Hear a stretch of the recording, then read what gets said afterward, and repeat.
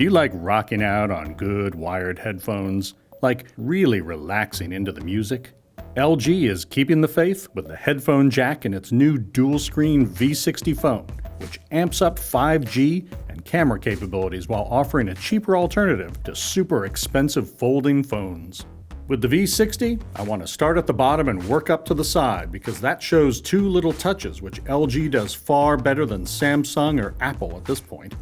There's that headphone jack, which still works with LG's high-quality quad DAC, as well as a dedicated Google Assistant button on the side.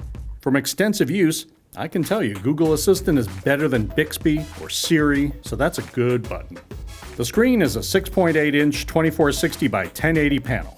Now that isn't 2K or 120 Hz, so I'm hoping that bodes well for a lower price than other flagships.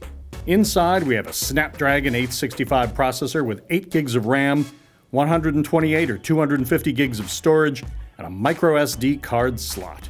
LG says the 5,000 mAh battery has 30% longer battery life than the last model did.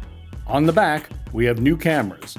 There's a 64 megapixel wide camera which does quad pixel binning to 16 megapixels if it needs to, along with a 13 megapixel wide-angle camera and a time-of-flight sensor.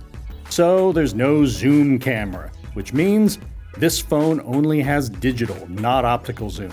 That goes up to 10 times, but it can be a little rough.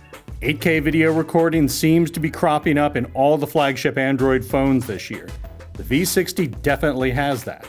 It can also take 3D-ish photos in that weird style Facebook likes. It can also do after-the-fact time-lapse, and of course, it has night mode. You'll probably get the V60 with the optional dual screen case. That makes this phone large, but look what it does. Slide the phone into the case, watch out for the USB-C port, and you have a whole independent second screen to play with. LG has expanded what they do with the second screen this year, letting you look at Google Maps or YouTube across both screens. But the bezel makes that feel a little weird. Personally, I think it's best for doing two things at once. For instance, you could pop up a web page on one screen and send somebody a text on the other one. LG Pay is a new feature. This works like Samsung Pay now. You can pay for stuff by tapping the phone against a regular credit card terminal. You don't need NFC. It'll be interesting to see how widely supported this is. The V60 will have 5G. According to LG, there's going to be two versions. One version will just have the slower but broader coverage low-band 5G, while the Verizon version will have millimeter wave and cost more. I don't necessarily like that, as this LG phone is going to be slower in central cities on AT&T and T-Mobile than the Samsung phones will be. We can only hope this means it'll be cheaper. We have an in-depth hands-on with the LG V60 up on PCMag.com, and we'll have a full review up soon.